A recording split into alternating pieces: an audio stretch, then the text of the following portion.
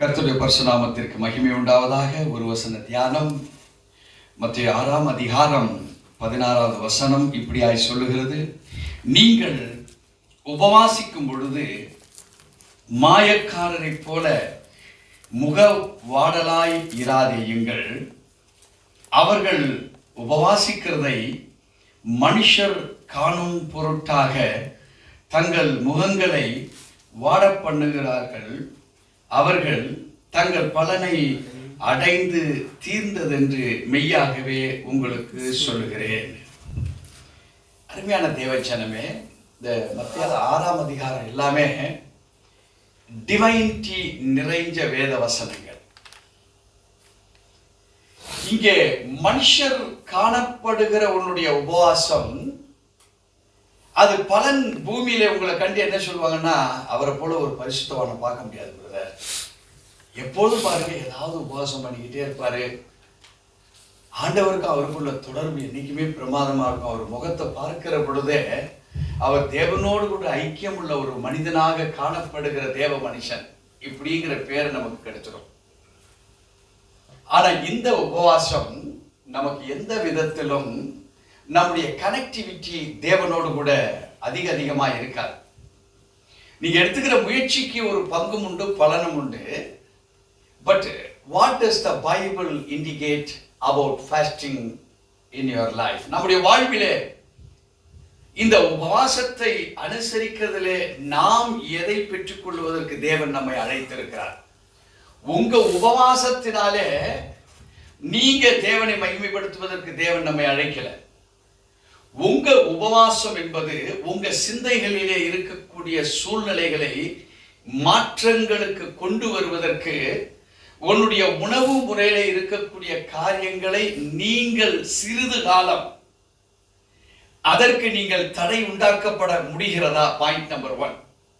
நீங்க ஆண்டாண்டு காலமா குழந்தையிலிருந்து சாப்பிட்டு வந்திருப்போம், இன்னைக்கு வேதத்தை அறிந்திருக்கிறோம். இப்போ வேதத்தை அறிந்திருக்கிற நீ உன்னுடைய உள் மனசாட்சிக்கு செய்ய வேண்டிய ஆகாரத்தை நீ கொடுத்திருக்கிறியா? இப்போ குழந்தைக்கு என்ன ஆகாரம் கொடுத்தாலும் அந்த குழந்தைக்கு தேவையான அந்த பொருள் கிடைக்கிற வரைக்கும் அந்த குழந்தை ஆகாரத்தை சாப்பிடாது. வயது வந்த கணவனோ மனைவியோ பிள்ளைகள் கூட முரண்டு பிடிப்பாங்க, எனக்கு சாதம் வேண்டாம், விட ஆள் சொன்னா கேளு, சாதம் கொடுக்காது, எனக்கு வேணாம். எதுல? கோபத்துல, நிறைவேறாத காலங்களில, இல்லது செயல்பட வேண்டிய செயல்பாடுகள் அது நின்று போன காரியங்களினாலே ஆகாரத்தை வெறுக்கிற அனுபவம். தேவச்சனமே, இவைகள் எல்லாம் ஒரு திருஷ்டாந்தமாக நமக்கு எதை கடைபிடிக்க வேண்டும் என்று வேதம் இதற்கு முன்பாக உள்ள வேத வசனம் சொல்லுகிறது. 14வது வசனம் சொல்லுகிறது, மனுஷருடைய தப்பிதங்களை நீங்கள் அவர்களுக்கு மன்னியாதிருந்தால் உங்கள் பரமபிதா உங்களுக்கு என்ன செய்வாரு? அவர்களுக்கு மன்னித்தால் உங்கள் பரமபிதா உங்களுக்கு மன்னிப்பார். சோ நீங்க மன்னித்தீர்களானால் பரமபிதா உங்களுக்கு மன்னிப்பார். மனுஷருடைய தப்பிதங்களை நீங்கள் அவர்களுக்கு மன்னியாதிருந்தால் உங்கள் பிதா உங்கள் தப்பிதங்களையும் மன்னியாதிருப்பார். சோ உங்க உபவாசம் எதை பேஸ் பண்ணி இருக்கணும்? உங்களுக்குள் இருக்கிற மனசாட்சி, உங்களுக்குள் இருக்கிற ஆத்மா, உங்களுக்குள் இருக்கிற சரீரம், ஆவி தேவன் நமக்கு தந்தது. அந்த ஸ்பிரிட் நிலைமை பிசாசு தொட முடியாது. ஆனா உங்க மனசாட்சியை தொட முடியும், உங்க ஆத்மாவை தொட முடியும், உங்களுடைய சரீரத்தை ஒரு பிரஷர்ல கொண்டு வர முடியும் பிசாசால. இவையெல்லாம் எங்க இருந்து? உங்களுடைய உலக பிரகாரமான ஆகாரங்கள். இவையெல்லாம் இந்த பாடியில இருக்க இருக்க என்ன செய்யும்னா எமோஷனலை தூண்டக்கூடியவைகளா இருக்கிறது. உங்க உபவாசம் முதலாவது மற்றவர்கள் உங்களுக்கு செய்த துரோகத்தை மன்னிக்கிற மனப்பக்குவம் இருக்குமானால், சோ நீங்க உங்களை கரெக்ட் பண்ணிக்கிறதுக்கு உபவாசத்தை கரெக்ட் பண்ணுங்க. தேவன் இந்த உபவாசத்தை இருக்கிறதுனால தேவன் எனக்கு எல்லா ஹெல்ப்பும் பண்ணுவார் நீங்க நினைச்சீங்கன்னா, நீங்க மற்றவருடைய தப்பிதங்களை மறக்கல, மன்னிக்கல, நீங்க உபவாசிக்கிறீங்க, உங்க குற்றங்கள் மன்னிக்கப்பட்டிருக்குமா? இருக்காது. இருக்க போற உபவாசத்துல நீங்க செய்ய வேண்டியது உங்களை கரெக்ட் பண்ணுவதற்கு இந்த நாள் பூரா நான் உபவாசத்தை விசுவாசித்து எடுக்க போறேன். என்ன விசுவாசம்? ஒரு லிஸ்ட் எடுத்து நான் யாரெல்லாம் மன்னிக்கிறோம். அது பெயர் லெவல்ல இல்ல, ஒரு உபவாசத்தை தேவன் பார்க்கிறார். இவன் ஆகாரத்தை மறந்து நம்ம கிட்ட எதனா எதிர்பார்க்கிறானா இல்ல அவனை சரி பண்ணிக்கிறானா? அவர் சர்வ வல்லமையுள்ள தேவன். ஆபிரகாமுக்கு மகனை கொடுத்ததுல இருந்து நீங்க எல்லாத்தையும் பாத்தீங்கன்னா இன்றைக்கு இந்த புதிய உடன்படிக்கையின் காலங்கள்ல அவருடைய கிருபையினால நம்ம தப்புதங்கள் எல்லாம் மன்னிச்சு நம்ம மேல அன்பு செலுத்துகிறார். இதை நாம பெற்றுக் கொண்டிருக்கிறோம். நீங்க அதை மற்றவங்களுக்கு கொடுக்குறீங்களா? கொடுக்க முடியலையா? உபவாசம் ஒரு லிஸ்ட போடு. ஆண்டவரை, இந்த உபவாசம் அது எனக்கு பிரயோஜனம் உள்ளதா இருக்கட்டும். ஏன் தேவனுக்கு நான் இல்லைனா கழுதையை கொண்டு அவர் பிரயோஜனப்படுத்துவார். அவர் எதை கொண்டு வேண்டுமானாலும் இந்த பூமியில் அவரால் பிரயோஜனப்படுத்திக் கொள்ள முடியும். ஆனா எனக்கென்று கொடுக்கப்பட்டிருக்கிற வாய்ப்பு உபவாசிப்பது மற்றவனுடைய பார்வைக்கல்ல, என்னுடைய வாழ்விலே நான் உயர்த்தப்படுவதற்கு. என்ன உயர்த்தப்படுவதற்கு?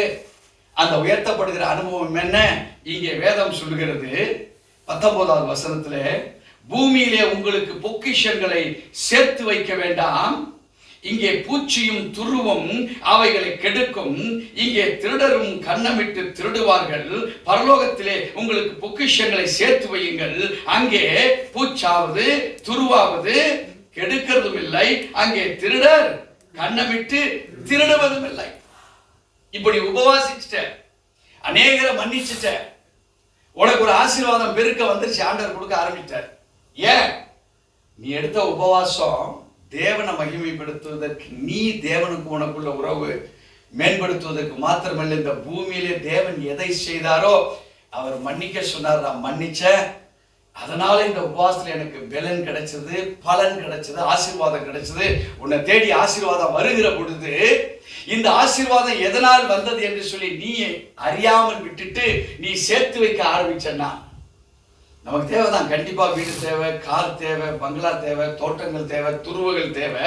ஆனா இவைகளை காட்டிலும் நீங்க வேற எதுல தேவனைய நீங்க பார்க்க ஆரம்பிச்சீங்கன்னா, ஒரு பொருளை வாங்கிட்டு இதை தேவன் என்று பார்க்காத, இதை உண்டாக்கின தேவனை பாரு. பொருளை தேவனை ஆக்கிறாத. அவர் சொல்றாரு, இந்த பூமியிலே பொக்கிஷங்களை சேர்க்காத, இந்த பொக்கிஷம் தான் தேவன். நீ வேற பொக்கிஷத்துக்கு உன் உபவாசத்தினால் வந்த பலனையும் பங்கையும் நீ பிற்பாடு செலவழிப்பாயானால், முந்தி மன்னித்து தேவனிடத்தில் உடைய உபவாசத்துல பெற்ற ஆசீர்வாதங்கள் இந்த உலக பிரகாரமா ஏகப்பட்டதை கொடுக்கும். இப்படி யோசனை பண்ண, இது ஆண்டவர் கொடுத்தாரா இல்ல பிசாசு டெக்னிக்கலா உள்ள நுழையிறதுக்கு கொடுத்தானா? ஏன்? வேதம் சொல்லுது, யோவான்ல நீங்க பாத்தீங்கன்னா 1:4 வாசித்து பாருங்கள். அவருக்குள் ஜீவன் இருந்தது, அந்த ஜீவன் மனுஷருக்கு ஒளியா இருந்தது. You have to find out what is the real light of the Lord. அந்த லைட் தான் உனக்கு ஜீவனை கொடுக்கும். நீ உபவாசத்துல பெற்றுக்கொள்ள தேவன் வைத்திருப்பது அந்த லைட் and that life. அந்த ஒளியையும் அந்த ஜீவனையும் தான் உனக்கு கொடுக்க விரும்புகிறார். வெளிப்படுத்தல் 2:4 பார்க்கும் கொஞ்சம். நீ ஆதியில் கொண்டிருந்த அன்பை விட்டாய் என்று உன் பேரில் எனக்கு குறை உண்டு. ரட்சிக்கப்பட்டிருக்கிற நம்முடைய வாழ்வில் அந்த ஒளியை பெற்றோம், அந்த ஜீவனை பெற்றோம். ஆனா அதை ரெனியூ பண்ண நாம் தேவனிடத்தில் அந்த அன்பை நாம் எப்படி பிரகடனப்படுத்தி கொண்டு வருகிறோம்? whether we grow in the truth of the Lord, தேவனுடைய சத்தியத்திலே வளருகிறோமா? ஒரு குழந்தை கேட்குதுன்னா அதை நம்ம எப்படியாவது வாங்கி தரோம், சந்தோஷம் சமாதானம் நமக்கு. ஆனா அந்த குழந்தை அதை உடைக்காம அதை பத்திரப்படுத்தி பல ஆண்டுகள் வைத்திருந்தா, நம்ம குழந்தை பாருங்க எப்பயோ வாங்கி கொடுத்தா அதை இன்னும் பத்திரமா வச்சிருக்கு. அதை உடைக்கல, அதை சேஃப்டியா வச்சிருக்குது, அதை பாதுகாப்பா வச்சிருக்குது. சின்ன குழந்தையில வாங்கி கொடுத்தது. ஆனா இன்னைக்கு 25-30 வயசு ஆகுது, பையனுக்கு இன்னும் ஜாக்கிரதையா வச்சிருக்கலாம், இந்த பொண்ணு இதை ஜாக்கிரதையா வச்சிருக்குது. ஏன்? ஒன்று அப்பாவும் அம்மாவும் கஷ்டப்பட்டு வாங்கி கொடுத்தது, இன்னொன்று இதை நான் சேஃப்டியா நல்லா வச்சிருந்தா அப்பா அம்மாவுக்கு என் மேல நம்பிக்கை வரும். இன்னும் அது உடையாதபடிக்கு அதை பக்குவப்படுத்தி வச்சிருந்தா இதை மற்ற பிள்ளைகளுக்கு நான் காமிக்கலாம். இது எங்கள் அப்பா அம்மா 4 வயசுல 5 வயசுல வாங்கி கொடுத்தது. இன்னைக்கு பார்த்தீங்களா பிரதர், நான் இன்னும் சேஃப்டியாக வச்சிருக்கிறேன். இந்த பொருள் மேல இருக்கிற ஒரு காரியம் இல்லை, வாங்கி கொடுத்தவருக்கு நான் செலுத்துகிற ஒரு மகிமை இது. ஸோ தேவ ஜனமே, God has given us the life. God has given us the light. அவர் உபவாசத்தை குறித்து சொல்லுகிற பொழுது, நீ எப்படியெல்லாம் இருந்தா, how the light will be upon you, how the life will be extended in your soul. உங்க ஆத்மாவில் அந்த வெளிச்சமும் ஜீவனும் முத்தரிக்கப்பட்டிருக்கிற அவருடைய ஆவியிலே, தேவனுடைய ஆவி வளர்ச்சி அடைய அடைய அடைய உன் ஆத்மா என்ன செய்யுது? அதுவும் வளர்ச்சி அடைகிறது.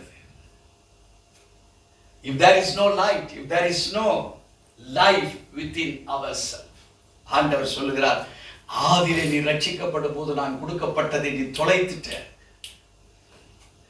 தொலைச்சது மாத்திரமில்லை, you have destroyed it. அதை அழிச்சு வேற போட்டுட்ட. உன் பேரில் எனக்கு ஒரு குறை இருக்கிறது மகனே. உன் வாழ்வு என்ன?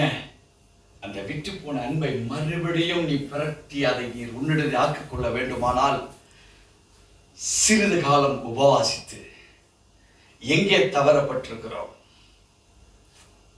எங்கே எதை கடைபிடிப்பதற்கு பதிலாக வேற எதையோ கடைபிடிச்சிட்டோம். இன்னைக்கு என் கொள்கையை நான் மாற்றிக்கொள்கிற, தப்பிதங்களை மன்னிக்கிற மறக்கிற ஒரு அனுபவம் என் வாழ்க்கையில நான் பிடித்துக் கொள்கிறேன். இதற்கு பதிலாக வேற எதையோ நான் சேர்த்து வச்சுக்கிட்டு இருக்கிறேன். இது பூமியிலே துருப்பிடிச்சு போயிருமே.